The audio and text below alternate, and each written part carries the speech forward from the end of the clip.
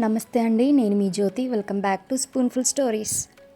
ఏదైనా పండుగ అయినా లేదా స్పెషల్ అకేషన్ అయినా మనకి ముందుగా గుర్తొచ్చే స్వీట్ మోతీచూర్ లడ్డు.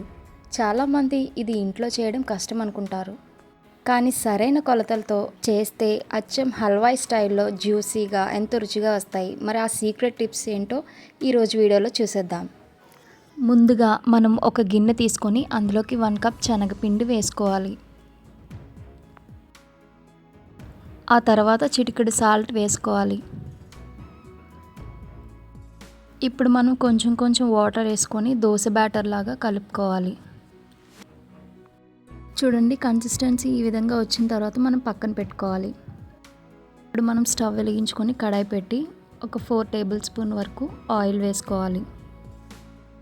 ఆయిల్ బాగా హీట్ అయిన తర్వాత మనం మీడియం ఫ్లేమ్లో ఉంచుకోవాలండి. ఇప్పుడు మనం ఒక గరిటెతో బ్యాటర్ని తీసుకొని ఆయిల్లో వేసుకోవాలండి. దాన్ని అటు ఇటు తిప్పుతూ మనం ఫ్రై చేసుకొని పక్కన పెట్టుకోవాలండి.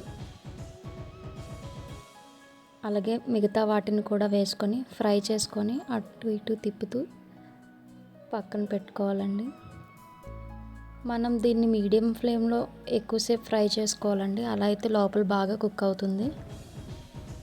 ఇప్పుడు అన్నీ తీసుకొని పక్కన పెట్టుకోవాలండి. ఇవి బాగా చల్లారిన తర్వాత మనం మిక్సీ జార్లోకి తీసుకొని బాగా గ్రైండ్ చేసుకోవాలండి. చూడండి, ఈ విధంగా గ్రైండ్ అవుతే సరిపోతుందండి. ఇప్పుడు మనం దీన్ని పక్కన పెట్టుకోవాలండి. ఇప్పుడు మనం స్టవ్ వెలిగించుకొని గిన్నె పెట్టుకొని అందులో 1 కప్ షుగర్, 1/2 కప్ వాటర్ వేసుకొని బాగా మరిగించాలండి. చూడండి, పాకం వచ్చేంత వరకు మనం మరగబెట్టుకోవాలండి. ఇలా తీగ పాకం వచ్చేంత వరకు మనం పంచదార పాకం పెట్టుకోవాలండి. మనకు తీగ పాకం వచ్చిన తర్వాత అందులోకి 1 స్పూన్ యాలకుల పొడి వేసుకోవాలండి. బాగా కలుపుకోవాలండి. ఆ తర్వాత కొంచెం నేను కలర్ వేసుకుంటున్నానండి. కలర్ వేసుకొని బాగా తిప్పుకోవాలండి. ఇప్పుడు మనం గ్రైండ్ చేసి పక్కన పెట్టుకున్న ఆ శనగపిండి మిశ్రమాన్ని కూడా అందులో వేసుకొని బాగా కలుపుకోవాలండి.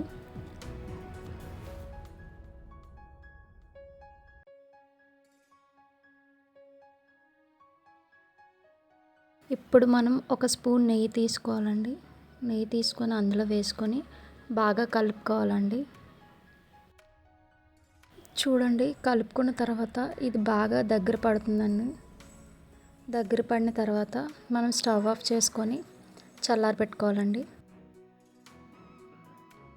చూడండి, చల్లారిన తర్వాత మనం ఒక ప్లేట్లోకి తీసుకొని కొంచెం కొంచెంగా తీసుకొని లడ్డూల్లా చుట్టుకోవాలండి.